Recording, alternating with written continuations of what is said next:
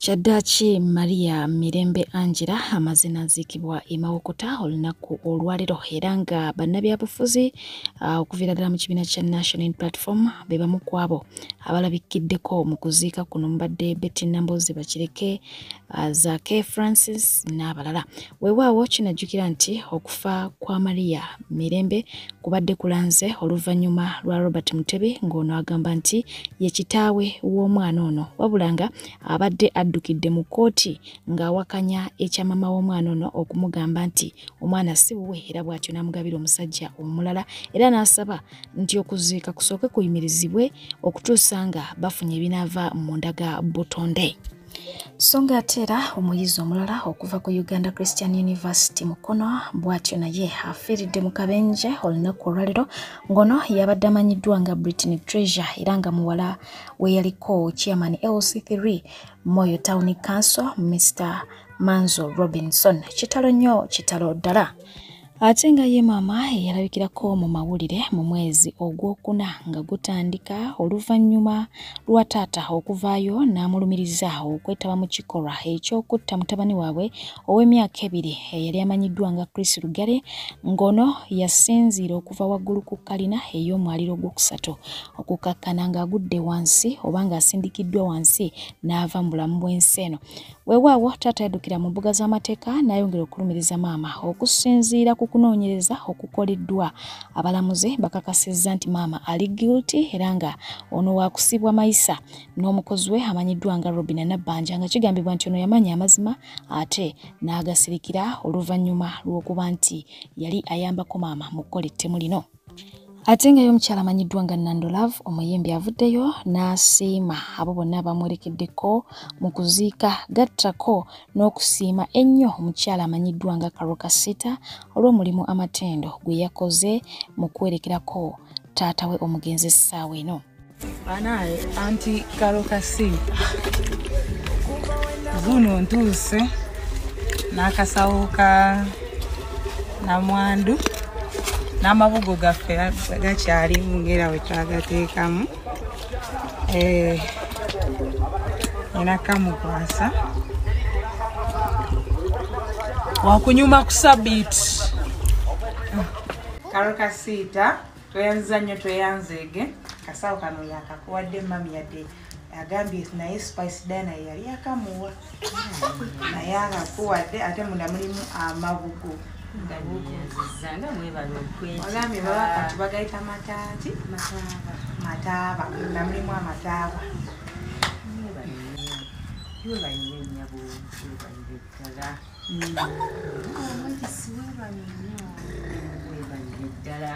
Banaye funyika message okuva ewa Mr. President era ndi wasipulira essanyu lingi nnyo naye mbadde nsaba tukawulirize ffembi tukawulirize ffenna.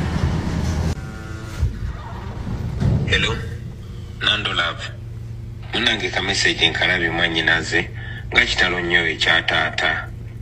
Nabirabye ku TikTok naye nabadde eno mu campaign ate nga tuli wala. Naye nsabye taxi akuntuusizeeko obubaka buno. Munange obukusaasira era nabewaka baganda baffe bonna obansaasirire ne maama. Nja kunoonyako in the coming days. But in the meantime, Mukama akugumye webale nakumbikira mu butongole munnange. Kale ndakunoonyako. Nice to be able to communicate to you. Ate nga ye munnankyukakyuka eyabadde agenze ku campaign z'omukulu Kyagulanyi Ssentamu mu bitundu eby'Hoima teyakomyewo bulungi oluvannyuma lwa maama okufiira mu kaddeke kamu aka campaign era ngono amaziga gamuyiseemu amaziga g'omusajja gava wala agayungudde ku internet ng'awulira tayinza kukyebeera. Mwana banaye munsonyi okundaba bwe mutima ndaba comrade ndi waka nafiiriddwa mukadde wange twabadde twamaliriza campaign twazikoze mu district y'ewaka yennyini. Mukadde wange abadde mulwadde nengenda ne mulabako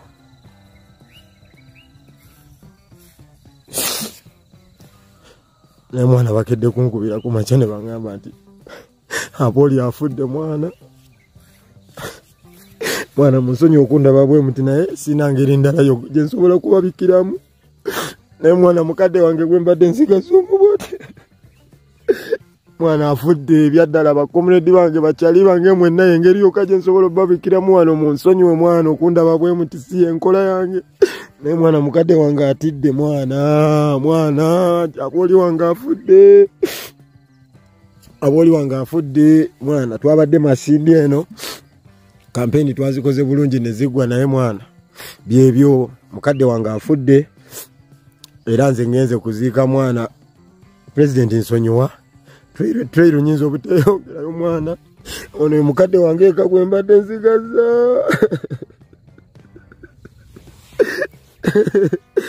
president nsonyiwa sigenda kweyongerayo nze nkomye wano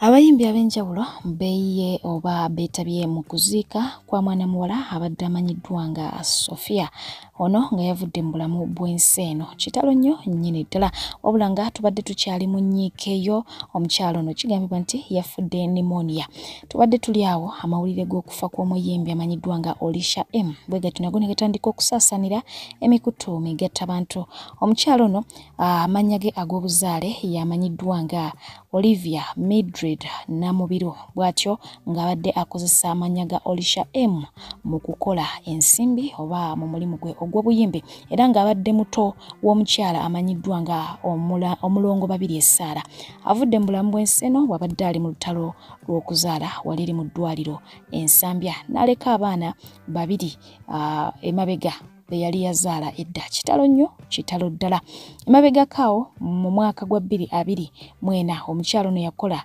emikolo egy'okukyala wamu n'egy'okwanjula egyayugumya eggwanga Uganda ate ng'abadde alina obuyimba bwawo obutonotono obubadde bumukolera nga ne ku mikolo abadde akikubira ddala so nga ate akayimba kasingira ddala okumutunda ke kayimba ke yayimba n'omukulu amanyiddwa nga David Lutalo kitalo nnyo kitalo ddala may her soul rest in peace bonna abafudde munga bawumuze mirembe ate era tusabe abalamuzi kisa so nga ate n'abafiiriddwako abaabwe tulongera omusaba munga abagumye ngenda balekera akatambi ka Olisha M mu biseera bye eby'eddembe bwe yali alina byabuuzibwa ku Beat FM mbadde pije mubeere bulungi mweraba okubeera n'omukyala amanyiddwa nga Olisha M mumanyi bulungi nnyo akatambaala n'ebirala zonna yaziyimba alina oluyimba olupera lutwetedde olunaku olwaleero tugenda banga tulumanya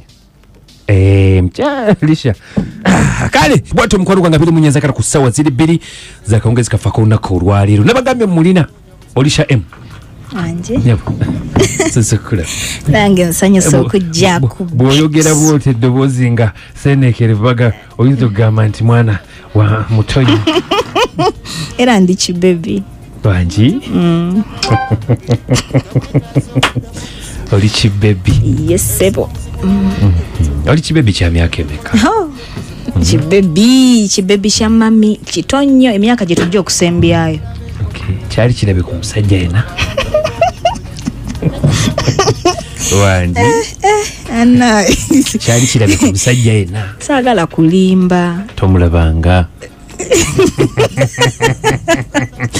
okay embeera betubeeta mulaba mwisolisha emu omuli gavumenti yes ndi kibebi kale katulabe kibebi ekinagwera agenda kumbuuza ekibuuzo ojja kuyita ku simu zaffe not 0752 237 not 752 237 963 kujja okulabika ng'oyita buli kimu kibeere maridadi sana Olisha M yani Olisha M Olisha M amanya gange matuufu yenze Namubiru Olivia Mildred wamamba Namubiru Olivia Mildred yes azalwa mwavu Olisha M nzalwa Masaka akala matendo bakayita Kabale Bugonzi kulwe Masaka medini weya siri medini abantu bekabali bugonzi kala kulabikanga mbabuuza ko nimbagamba nti ambassador mu muyina wano bamusolisha wali wanatuuse aso kubachiikirira muyina babiri ne mulonge eri side kati nono unaze wava abantu abo abamanye nnyo ku luguudo kamanyi waluka gakinyerere ali awo basudde naye ali side zaawo awo wennyini basudde bamulabako naye mulaba ku TV kati muyimbi anti tafa walaba kubasudde bati wamula samulabako Olisha wakayimba ennyimba mmeka mu nsi muno wimba nyina bungi nyina Katambala gwenjagala vuvuzera nkulabako bulabi ninda wali akapya bakayita Glove waliyo nina asiima oh my god leero abantu bawaluliwa twabasuubiza olupya Glove yes okay Olisha M ngabwe government mulina musuliza feza bete FM ekinta buli kyo muziki yayimba ennyimba nyingi Yesubi Katambala Subi ndijukira nyeri yaliwa watu mukwano gwanga kimba kiba kaisa Katambala Olisha wanje oyimbye tubiwulira byonna bingi nakoma kuchaza wano ebanga lise woko lise naika nkakubuza ekibuuzo olina group gyoli muntu obandi wa David Lutalo obandi liddawa obawa Olisha ne Lutalo yes naera sabirako mu group ye nyimba bwomu just nganze yenzo Olisha M yenze taina group gyalimu okay Olisha M ine myaka emeka ejo nabadde nkusubiza kale je tuba tusembyayo abawuliriza no tebagala biwulira ebyo kati amazima kadi baba kueleza ono Richard M okuva mu Kawanga promotion sagama Olisha M yebalo kuyimba akyali wa Lutalo oba talondoza yimba ko buyimbi naye nga bwakunnyonnyodde kadi manze damulira ebusia nyabo olinayo ko ku mwana iye nakakifuna kibebi kyange okay omukazi nakiriza omwana si kyangu nyabo mu family yo gweweka omuyimbi oba wali omulala yenzenze ko omuyimbi nyabo wali omufunye wali ofulumyeko e Uganda musically si kijjo wagenda ntambudde ensi nyingi nyo naye nga si music akubuza muyimbi kigwe gomba mu kyala wane Kampala negomba nze nabayimbi bangi okay nyabo wali wagadde ku celebu yenna akadima wabata mwagala nko mulayize tujja kudda na kyekyo jabujja sebo kadima safe the city sasebo tondetira mitawana tewali yampadde na bwassa ne mukazi wange wewa kayennyini antankana wabala kutuweereza mbuuliza akakolisha M alina Luganda ku mulongo sister wange okay sister jemfa mufeeka baali gozi watoto banaki Olisha kugwe ne mulongo ani mukulu wa mne in other words how old are you nze Leya weogere sister ange mukulu mulongo ye mukulu okay kakati ate era sinze muddira kale nsobola ogamba nti nze muddako because waliwo abaaliwo naye tebakyaliwo naye nga ye mukulu okay watandikadde ebintu by'abasajja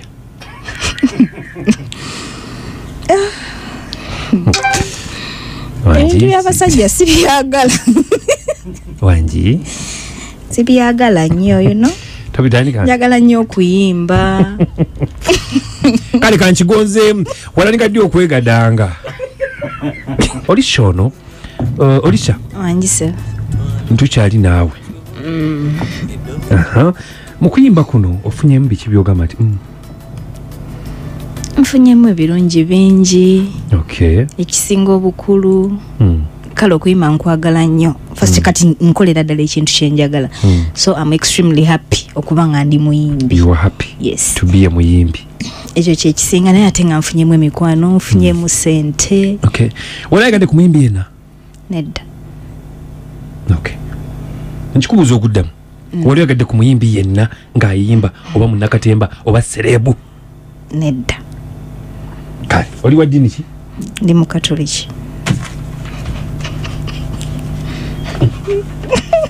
Kwatano Bible wanika. Ujije ate. Amanyaga matufa tuke gwani. Amanyaga ngenze Nambiro Olivia Mildred. Gamba nze Nambiro Olivia Mildred. Nze Nambiro Olivia Mildred. Ndayira mu linnya lya Mukama Katonda. Eyantonda. Ndayira mu linnya lya Mukama Katonda. Sagalanga ku muyimbi yenna. Iye. Sagalanga ku muyimbi yenna wadde munakatemba wadde serebu yenna. Wadde serebu yenna. Ye nakigambye mu kutandika. Ntinno sagalanga ku muyimbi yenna. Okay. Wadde munakatemba wadde serebu yenna. Bwe mba namwagala Mukama. nze bwe mba namwagala nsaba Mukama onzijeko obulamu bwange n'ebirungi byonna byenkoze. naye nsaba Mukama naye saaleno nkulabula ntuusa okulabula kwange gy'oli malayo sooka olabule bwe mba namwagala Mukama ntwalako obulamu n'ebirungi byonna naye obulamu byenkoze. tebabugerezaako Wegenda mu maaso essaalayo ntuufu tuyagala kuserebu yonna lwaki tobwegerezaako bwetyo ogambye njogere ki tigamba Mukama obulamu bwange butwale ne bye nali nkoze mu nsi. Omukama abutwale Obulamu. bye nali nkoze mu nsi simwagalangako Iso ino omutima ogwo omutima baaba gyegino egyasookawo kale akayimba bakayise enninda katukawulire.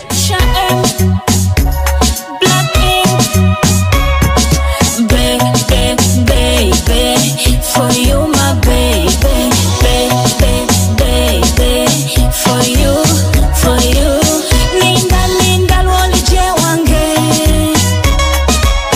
anti ntegese byakabye wange, Ninda, lwolije wange, oh, anti ntegese byakabye wange, njagala ennaku z'omwezi nzimanye, champagne mugule ebyaddole omwana obimale gwe baby obimale njagala ennaku z'omwezi nzimanye champagne mugule ebyaddole omwana obimale gwe baby obimale ne bojja kiro ne bojja misana yenza kisa abafumba bikona mukwano gwange ngukuwa lubona we are one you are my number one. I'll wait for you. My boo, I'm waiting for you. My boo, don't change your mind. My boo, I'm waiting. My boo. Benevumu ekinta buli ky'omuziki akayimba ku kasufu nnyo olisha bakayita ni ninda lwolije wange wali omulinda yes oli mufumbo oba toli bakimbuuzizza wano ye ndi mufumbo kale mbeera naye mwana ali ebigambo yani ntabuli ky'omuziki bw'atyo omukwano gwange bw'atugambye akayimba ku ka Olisha M Olisha wanje waawo waka mumulabye Alex waka tumusiimire bakayita bata kano bakayita Gulav video giri ku YouTube yes yagenze yeggulu wakoledde ddala ngolabye ddala malayika n'ogamba Katonda wange naye gwe fe gutukubidde bwetyo omutima bbaawo alowooza atya abimanyi ebya music kati n'omusajja bwati gwe wali naye mu video talina kigambo kye yagamba kyonna mukwano gwange just mwasigala muli bamukwano yes kati ensi neggwawo ne musigalamu mwembi mu nsi era tushutinga bushutinzi video ne tusigala nga tuli bamukwano ng'anyo abashuting nawe noli mufu okay embera batu bela mlaka ngeko mukayimba nambe muko mone yalisha leke nga tusibula tuva kubira fama kinta buli ky'omuziki Olisha ogenda sibula abantu akwagala akola atya anjagala pages zange zona ziliko enamba ya manager okay Instagram ngwezo Olisha_M okay page Facebook page Olisha Twitter Olisha M ona YouTube channel Olisha M yeah oyimba ku mikolo yes ebonyimbira masembero lenza kutumiriza ne wabakyala gamati mbuuza mu kuyimba mazemba nange mwagala nnyo mutumidde nnyo okuyimba natandika okuyimba okuli serious 2013 okay yes nayimba akayimba gwenjagala ne lutalo ngaawo ntandikidde byaddala gwenjagala I need you okule bihimba kwa nema Professor Lusi mingera kubanga nyingirawo naye paka zya kubeera sawa mukaaga nga tuli ffenna kinaasoboka ssebo tubeere ffenna paka mukaaga ogambika osaamuka tasoka nomaliza muyimbi onage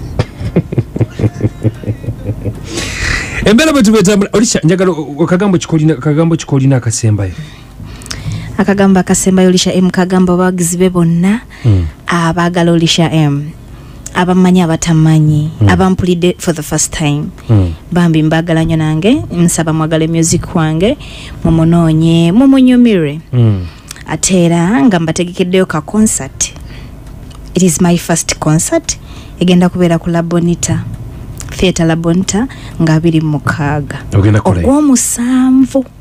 Okay. Yes, obudde bukyali. Ngenda bayimbira bulungi mbazinira amazina mbalire bulungi, so get ready. Mwetegeke kale olisha mulanga batu babagambe nti mugw'omusanvu agaleka nga yingirawo ne concert so mulabike nga mumulinda tova kubeera FM ekintabuli ky'omuziki kanzije